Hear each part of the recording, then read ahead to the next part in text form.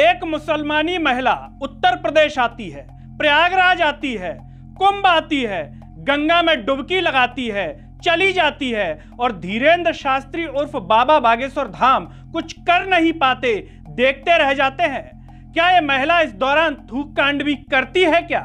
नमस्कार, मैं हूं गिरिराज शर्मा और आप देख रहे हैं सरल टॉक। उस मुसलमानी महिला का नाम है रूबिका लियाकत, जो पेशे से पत्रकार हैं और शुरुआत में जो भी सवाल उठाए वो इसलिए क्योंकि नवंबर 2024 से ही एक बयान धीरेन्द्र शास्त्री बाबा बागेश्वर धाम का बड़ा वायरल हो रहा था। बाबा कह रहे थे कि इस बार जो महाकुंभ होगा उसमें गैर हिंदुओं का प्रवेश वर्जित होगा, उसमें मुसलमानों का कोई काम नहीं होना चाहिए।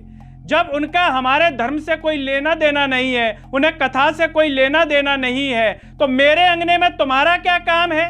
ये गैर हिंदुओं को प्रवेश वर्जित महाकुंभ में कर देना चाहिए और मेरे अंगने में तुम्हारा क्या काम?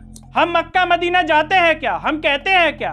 तो बस फिर इनका भी कोई काम नहीं होना चाहिए। जरा उनका बयान सुन लीजिए। अंगने में तुम्हारा क्या काम है? जब हम मक्का मदीना जाने की जिद नहीं कर रहे तो तुम महाकुंभ में आने की जिद क्यों कर रहे हो? भाई वहां पर त्रिवेणी है, संगम है, महाकुंभ है, संतों का दर्शन है, तुम्हें कथा से लेना देना नहीं। तो आपने धीरेन्द्र शास्त्री जी का बयान सुन लिया।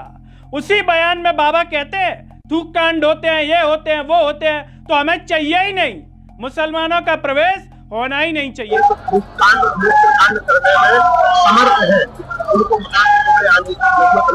लेकिन ये क्या, न्यूज 18 की महिला पत्रकार रूबिका लियाकत तो प्रयागराज आई, गंगा जी भी आई और बाकायदा ट्वीट करके कह भी रही है कि बिस्मिल्लाह पढ़ करके उन्होंने मां गंगा में डुबकी लगा दी और धीरेन्द्र शास्त्री तो कुछ कर ही नहीं पाए। इसे लेकर के सोशल मीडिया पर लोग तरह तरह की बातें कर रहे हैं, ट्रोल भी कर रहे हैं, कह रहे हैं कि धीरेन्द्र शास्त्री जी ये क्या, ये तो डुबकी लगा गई, मुसलमान भी हैं। और दूसरी तरफ लोग ये भी कह रहे हैं कि सरकारी हैं, इसीलिए तो कुछ नहीं कहा आपने। कोई दूसरा होता तो शायद आप उस पर भी सवाल उठा देते। आप स्क्रीन पर देख सकते हैं कि किस तरह से लोगों ने प्रतिक्रियाएं इसको लेकर के दी हैं। लेकिन सवाल यहां पर अब धीरेन्द्र शास्त्री जी को लेकर के भी है कि इस प्रकार का बयान क्यों दिया गया था?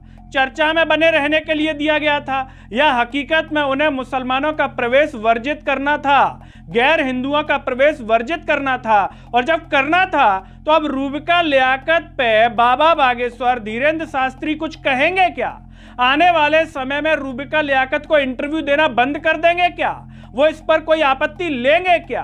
क्या जो थूक कांड बाबा जी कहते हैं कि थूक कांड कर देते हैं, बहुत हमने सुना है थूक कांड के बारे में, तो क्या पूछेंगे क्या रूबिका लियाकत जी से कि आपने गंगा में डुबकी तो लगाई, थूक कांड तो नहीं हुआ? कैसे होगी इसकी जांच कि वहां पर किस तरह का कांड हुआ है? ये सारे सवाल इसलिए उठ रहे हैं कि जब आप सामान्य मुसलमान जो गरीब है, जो कुछ नहीं है, उसको लेकर के तो आप इस तरह की बातें करते हैं, और जिसका रुतबा है, पावर है, पोजीशन है, पैसा है, सब कुछ है, मीडियाबाजी है, उस पर आप कुछ नहीं कहते हैं। तो इसीलिए बाबा जी ट्रोल हो रहे हैं सोशल मीडिया पर। साथ ही साथ रूबिका लियाकत को लेकर के भी बातें कही जा रही हैं। दोस्तों, इस पूरे मुद्दे पर आपका क्या सोचना है? क्या धीरेन्द्र शास्त्री जी को रूबिका लियाकत को लेकर के बोलना चाहिए, कहना चाहिए कि आपने परमिशन क्यों नहीं ली हमसे जाने के लिए वहां पर, आपने हमसे बिना पूछे कैसे डुबकी लगा दी?